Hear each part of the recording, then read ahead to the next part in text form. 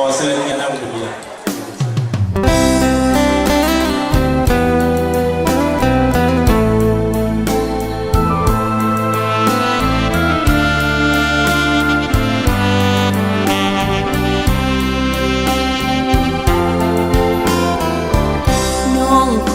ถอนคำว่าสุดที่หานั้นคืนขอมอบคำอื่นให้แทนคือคำว่าลืมตัดความหักที่เคยหวานซึ้งดูดดื่มแต่นี้ต่อไปจะลืมน้องจะลืมความหักความหลังน้องขอถอนใจที่ให้แก่อายนั้นคืนขอมอบใจอื่นให้แทนคือใจที่สั่งเบื่อนักหนา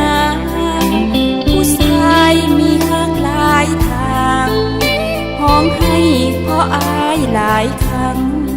แต่ก็ยังบอกคิดเห็นใจทำเป็นยอดสายเจ้าสู้คนหักมีอยู่ก็ยังคิดมีหักใหม่ทำอย่างนี้น้องลืมจะทนไว้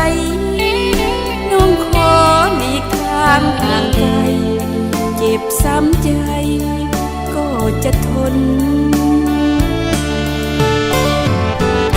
น้องขอภาพถ่ายที่มอบแก่อายนั้นคืนเกรงว่าหญิงอื่นจะมาทำลายบีบปนบ่อยากเห็นหญิงมาที่หลังมองมนว่าอายเคยหลอกคนจึงขอคืนสิ่งเคยให้กัน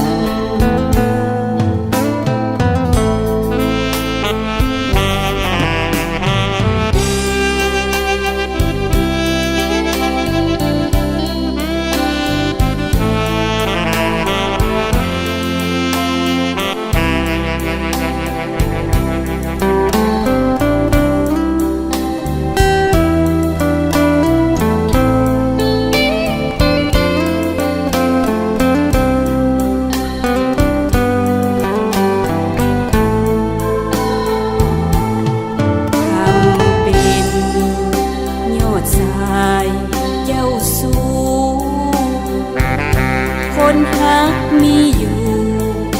ก็ยังคิดมีหักใหม่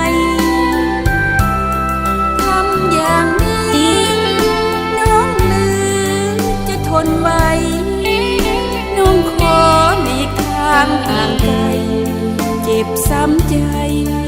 ก็จะทน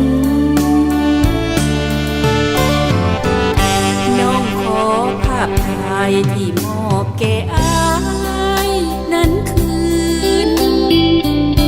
เกรงว่าหญิงอื่นจะมาทำลายบีบปนบ่อยากเห็นหญิงมาที่หลังมองมนว่าอายเคยหลอกคนจึงขอคืนสิ่งเคยให้